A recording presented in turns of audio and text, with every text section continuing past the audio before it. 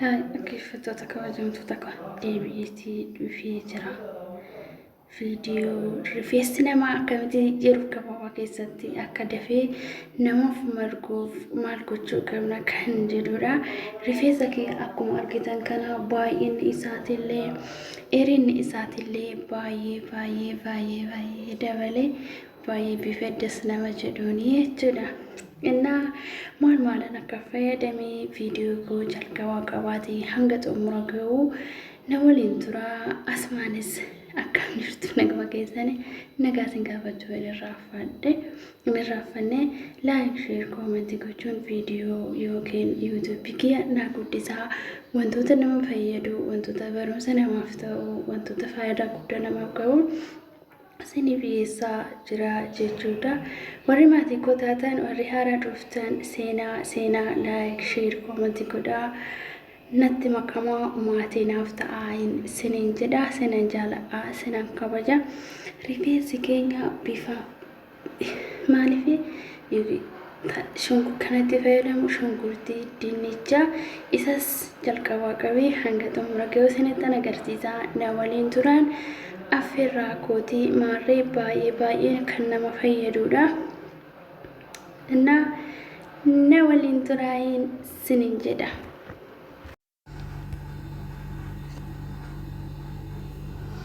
Maarree dhaggeeffattoota kabajamtoota koo deebi'eetii dhufee jira. Kanan qopheeffadhee shunkurtii dinnicha odoon affeelamin mummuramee shunkurtii adii mataa tokko dinnicha buuphaadha. Kanan itti fayyadamee jechuudha. Inna isa kana dinnichaa fi shunkurtii cifciffi godhee bishaan isaa qofa kanan barbaadu, bishaan isaa qofa kan na barbaachisu walitti makee erga isa cafacafeen booddee dhumarra kanan itti godhu zayituunii yookiin zayitii mataati. Innaa amma cafaa yookiin bulleessatan jira. Inni kun shunkurtii fi dinnichaa jechuudha. Bishaan isaa qofa waan barbaaduuf bishaan isaa keessaa cuufeen fudhadhaa sirriitti cafacafamuu qaba jechuudha. Maaliif maxallalaa irra goonee xallallee bishaan isaa qofa waan nu barbaachisuuf rifeensa keenyaaf illee baay'ee faayidaa guddaa qaba. Viidiyoowwan koo laayik sheer koomentii gochuu hin dagatinaadha. Innaa maarree cafuun sirriitti bishaanichi akka keessaa intini jedhuu fi fiixee jira jechuudha. Amma kanan maxallalaa waan akka gingilchaa fakkaatuun bishaan isaa qofa keessaa cufuuree bishaan isaa qofa kan na barbaachisu jechuudha. Innaa itti fayyadamaa. Ani fayyadamee silan argee faayidaa guddaa namaaf qaba. Rifeensa keenya yeroo gabaabaa keessatti namaaf dheeressaa, namaaf magarsaa jechuudha. Faayidaa guddaa ani fayyadamee silan argee jechuudha. Bishaan isaa qofa kan nu barbaachisu. Inni kun hin gatamaa jechuudha. Inni gubbaatti hafe kun maaliif dinnichaa fi intini waan ta'eef. Innaa bishaan isaa kinoo kana fakkaata. Kun bishaan dinnichaatii fi bishaan shunkurtiiti. Ittaasine kan itti goonu buuphaadha jechuudha. Buuphaa hunduma isheetan itti goona. Namni tokko buuphaa adii qofa fayyadama. Ani adiillee isa bicaa sanillee ittaan fayyadama jechuudha. Amma isa kana walitti makuu qabna sirriitti jechuudha. Ittaasine zayituunii yookiin zayitii mataa ta'uu danda'a.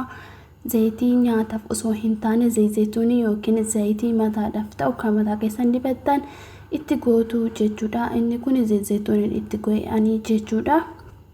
Innaa hojjetameeti dhumee jira. Loomii qofaan itti dabala. Amma loomii qofaa kan itti dabalu. Innaa loomii gimmaasha qofa itti gootu jechuudha. Loomii gimmaasha ishee murtanii loomii gimmaasha qofti sin geessii jechuudha. Bishaan loomiitis itti dabalamuun dirqama jechuudha. Bishaan loomii sababan filadheef mataan kee foroforiillee innaa qabaatu ta'e hin asaddaa. Kanaaf loomii gimmaasha itti fayyadamaayin siniin jedha. Maarree bishaan loomii itti godhee fixee jira. Hunda isaatu walitti makee fixee jira. Innaa viidiyoon kan koo kana fakkaata. Kanarraa amma qodaa itti naqadhu yookiin qodaa tan naqaa jechuudha. Inni kun kireemii mataa keenya yeroo gabaabaa keessatti mataa keenya dheeressuu danda'udha. Itti fayyadamaa qodaa mataa kiyya dibachuuf jechuudha.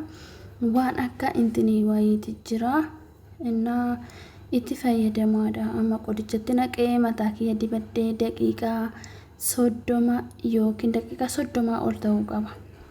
Mataa keetti darsuudhaaf daqiiqaa 30 ol turuu qaba. Amma qadaadee kaza mataa kiyya nan dibadha jechuudha.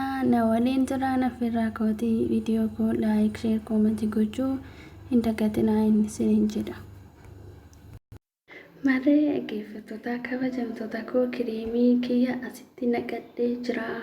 Isheen waan akkasiituun baay'ee bareeda. Sababni isaa asiin innaa yaatu xinneessitee seebuutii jechuudha. Maree kuni daqiiqaa erga dibatteen booda daqiiqaa 30 ol ta'uu qaba. Yookiin sa'aatii tokko sa'aatii lama akkasusitti ture waraqata shaffantee mataa kee kaza isaan booda shaampuudha sirriitti yeroo 5 yeroo 6 akkas irra deebitee yoo dhiqatte malee fooliin isaa baay'ee foolii badaa waan qabuuf garuu rifeensa keenyaaf faayidaa guddaa qaba jechuudha. Innaa itti fayyadamaadha. Baay'ee nama fayyada. Agartanii rifeensa keessan kan asiin ciccite faa kan bubuqqa'u faa baay'ee ji'a bultii 20 keessatti baay'ee faayidaa guddaa qaba. Jituun guyyaa odoo hin taane kan dibattan torbanitti yeroo tokko ji'atti yeroo 4 yeroo 2 yeroo 3 akkasitti itti fayyadamaadha isiniin jedha. Viidiyoo koo like share comment gochuu na jajjabeessuu in irraanfatinaadha. Isinan jaaladha isinan kabajaa. Viidiyoon koo kanarraa kana fakkaataa jechuudha. Sirriitti keessa isaa dibachuu qabna jechuudha. Keessa isaa daqiiqaa 30 booda garuu dhiqachuun dirqama keenya jechuudha. Baay'inaan dabalaa hin margaa hin ciccituu waliin xaxuu bakka faayidaa guddaa qaba jechuudha. Itti fayyadamaa isiniin jedha. Mataa keessan keessa isaa hunduma isaa xixiqqeessitanii dibattanii jechuudha. Innaa itti fayyadamaadhaaf irraa kootii viidiyoon kiyya kanarraa kana fakkaata.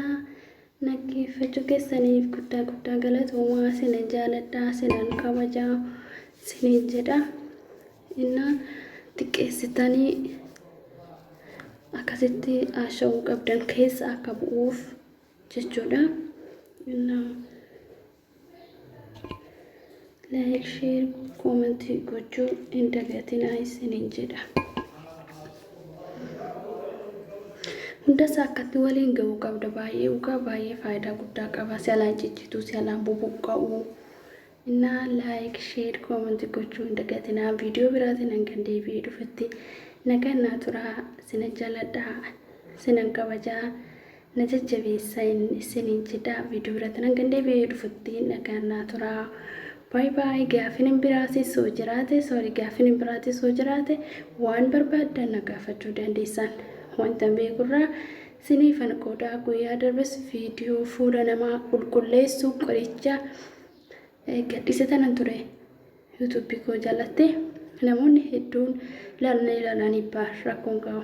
Like share comment gochuun na jajjabeessuu hin irraanfatinaadha. Viidiyoon kiyya kanarraa kana fakkaata. Nagaan tura hangan viidiyoo biraatiin deebi'ee dhufutti bye.